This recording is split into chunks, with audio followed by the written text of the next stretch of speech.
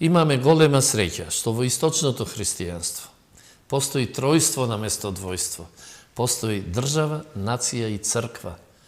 Тоа е сето како отпор на грчката, така наречена Вселенска црква, која на крајот на 19. век сакала да ги грцизира сите источно христијански цркви, почнале да се создаваат национални цркви. И сега, се додека ја имаме Македонската православна црква, ние го имаме третиот столб на кој се уште се крепиме и не можеме да станеме нов политичко правен меѓународен субјект со новото име и со новата нација.